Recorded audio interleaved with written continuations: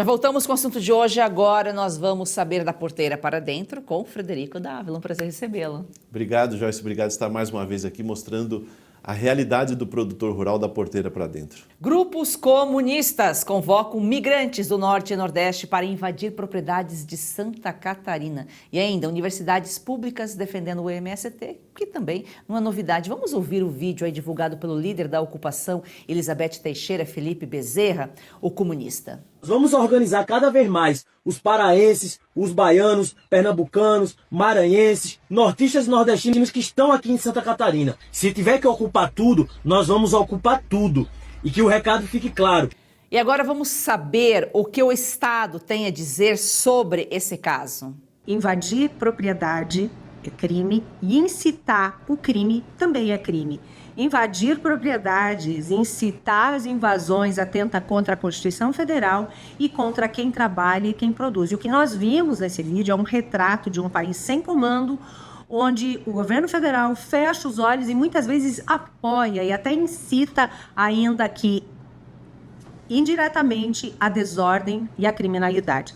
E esse discurso de luta social é apenas um velho disfarce de quem nunca produziu nada, mas quer decidir o futuro das terras produtivas. Isso não é a justiça social, isso é vandalismo puro e simples e com um aval ideológico claro e evidente para quem quiser ver. E a esquerda sempre incentivou esse tipo de ataque e invasão à propriedade privada. E é essa lógica que destrói a segurança jurídica e desrespeita não só o nosso produtor rural, mas também a propriedade urbana. E Santa Catarina não aceita e nunca vai aceitar esse tipo de afronta, porque no nosso estado, um estado que foi construído com o trabalho árduo, com respeito à propriedade, com respeito à lei e à ordem, realmente chegaram numa situação tentando confronto, mas o que eles vão encontrar em Santa Catarina é o rigor da lei, eu tenho certeza disso. E a gente segue aqui, firme no Congresso Nacional, defendendo o direito de propriedade, que é um direito inegociável, defendendo o endurecimento das penas, inclusive no meu projeto de lei, que está em tramitação aqui na casa, ele coloca uma agravante, ele aumenta a pena do crime de esbulho possessório, tendo um agravante que pode dobrar a pena quando cometido por grupos ideológicos e políticos, como é o caso que parece agora. Então, quando a gente fala de quem ataca o trabalho, de quem ataca a liberdade, quem ataca o direito à propriedade, a gente só pode responder com o endurecimento das penas e com o rigor da lei. Frederico, a que ponto chegamos, né? Olha o absurdo, convocando nordestinos, nortistas, a gente não pode generalizar. A gente sabe que tem muita gente boa, muita gente decente, honesta, muito trabalhador, muito produtor rural no Norte e Nordeste, que são regiões grandes, produtoras, só que é até uma forma de denegrir a imagem, né, daquelas populações que vivem naquelas regiões, convocando os nordestinos e nortistas. É verdade, Joyce. Essa é uma técnica leninista já conhecida, que é jogar pessoas umas contra as outras, né? Regiões umas contra as outras, branco contra negro, rico contra pobre, engenheiro contra arquiteto, médico contra enfermeiro. Isso é uma técnica leninista bastante conhecida e que foi usada e é utilizada até hoje.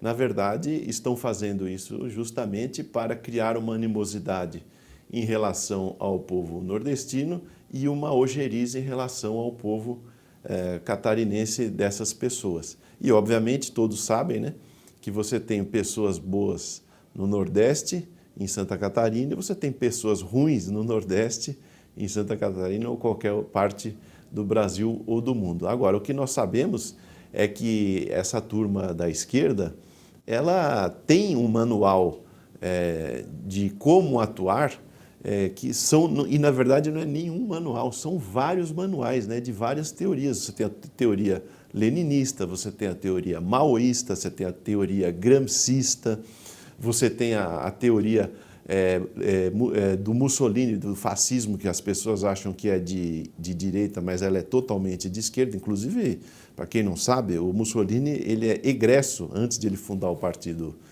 fascista, ele era do PSI, que é o Partido Socialista Italiano, que teve desentendimentos internos no Partido Socialista Italiano e fez o Partido Fascista. Então você tem mecanismos desse tipo de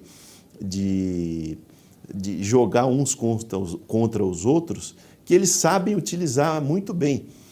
Eu ainda posso, como diz hoje a moda, né, falar o lugar de fala, né? Eu ainda posso falar que tem o lugar de fala, porque toda a família do lado do meu pai é do Nordeste, é de Pernambuco, e eu posso falar muito bem. Você pega regiões como o Vale de São Francisco, Petrolina, né, que são polos de...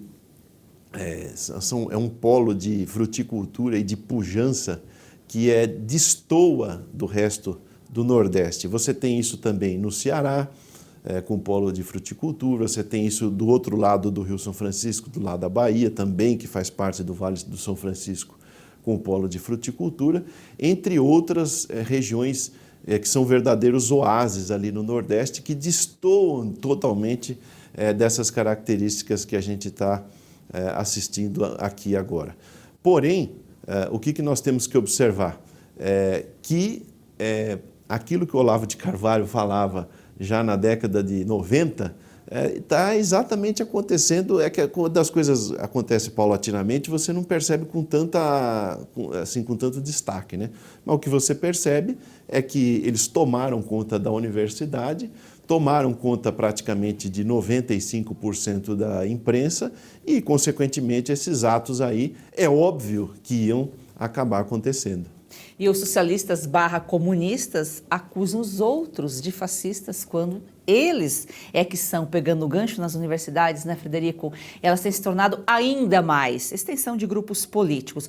Um levantamento da Gazeta do Povo mostra que 10 editais de universidades públicas abriram turmas exclusivas para assentados e militantes de movimentos ligados ao MST. O MST ele não queria terra para produzir? Na verdade, Joyce, o que é isso? É muito simples, é uma análise, se você parar só para pensar um pouquinho, o que você vê? A universidade oferece um curso específico para integrantes do MST. Então, isso já a partir do primeiro momento, você tem uma diferenciação, assim como na política de cotas. Então, você tem cursos preferenciais para integrantes do MST. Então, eles serão atendidos na frente, né? Eles vão ter uma vantagem em relação aos demais. Então, o que acontece? A pessoa, para fazer o curso, ela tem que ingressar no MST ou em alguma entidade coligada ao MST para ter o acesso àquele curso.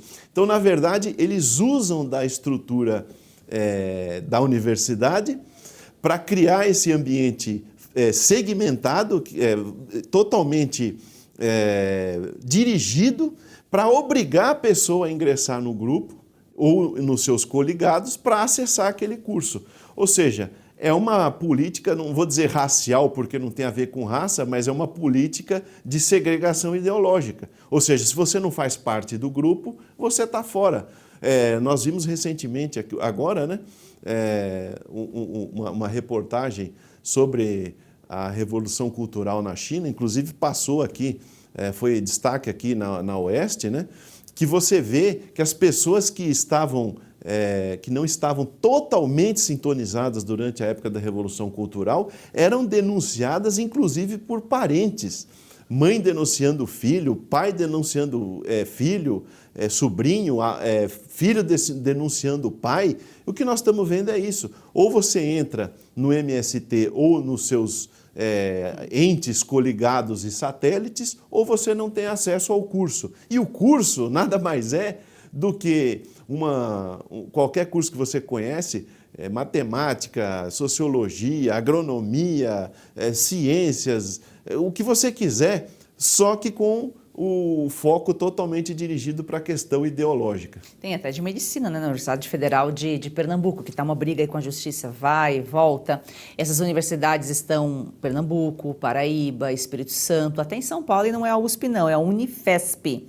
E esses critérios justamente de seleção têm um forte viés ideológico, como cartas de intenção sobre a luta pela terra, exigência de vínculo com movimentos e até bancas com representantes do próprio próprio MST. E é isso que a gente vê, inclusão social. Onde está a inclusão social nisso? Ou é o favorecimento político, ideológico? A gente sabe bem quais são os interesses, né, Frederico? Foi o que você colocou aqui. Na verdade não tem inclusão social, o nome é esse, mas é exclusão, né, social, porque se você não faz parte do movimento, você está automaticamente excluído ou colocado em segundo, terceiro, quarto plano. Essa é a realidade. Agora, Joyce, eu quero saber o seguinte, a população não aguenta mais pagar tantos impostos, é do Brasil inteiro, nós, de norte a sul, nós temos visto uma revolta total com impostos. As universidades federais e várias estaduais hoje são verdadeiras máquinas, são verdadeiras produções em série de militantes ideológicos socialistas, comunistas, revolucionários de toda a sorte. Eu quero ver até quando a sociedade civil que trabalha, produz e paga seus impostos vai aceitar ver os seus recursos sendo dirigidos para esse tipo de coisa que nós acabamos de assistir aqui. E também queria dizer outra coisa. Nos Estados Unidos, eu quero frisar aqui, se um estado, se um condado, se um ente municipal, porque lá você não tem não sai do estado, vai direto para o município. Você tem condado, depois você tem a cidade, depois você tem a vila, né? Você tem um nível maior de tamanho de agremiações e aglomerações de pessoas. Mas lá, se você for insolvente, ou seja, se aquele condado, ou se aquele estado, ou se aquele município não for solvente, ou seja, se ele não gerar receitas suficientes para se sustentar, ele é incorporado, ele é fechado, não é que ele é fechado, ele é incorporado a quem tem condições de sustentar. Então, eu quero ver, porque quem paga a conta do Brasil hoje é Rio Grande do Sul, Santa Catarina, Paraná, São Paulo, Rio de Janeiro, Minas Gerais, Mato Grosso, Goiás, Mato Grosso do Sul, Rondônia, esses estados, Espírito Santo, esses estados pagam a conta e o resto todo está vivendo às custas deste Brasil. Não que esses estados não tenham gente que trabalha, mas na sua maioria eles não conseguem gerar as receitas necessárias para sustentar os seus entes da federação ou municípios, que a maioria dos municípios atendidos, estados atendidos com repasses federais são esses estados do norte e do nordeste. Eu quero ver até que dia a população que leva o Brasil nas costas vai concordar a continuar pagando a conta do Brasil, que não trabalha, não produz e ainda cria problemas para esse lado do Brasil que trabalha e produz. E só o agro, falamos aqui há pouco tempo, num outro quadro, Momento Jurídico, que é quem carrega o país nas costas, os impostos pagos pelo setor podem bancar 2 países. Frederico, muito obrigada aqui pela sua participação. Obrigado, Joyce. Obrigado a você que está toda terça-feira aqui conosco, assistindo como funciona da porteira para dentro, e dizer, nunca se abaixem para a tirania do Estado e nunca permitam que o que nós acabamos de ver aqui chegue na porta da sua casa através dos seus filhos.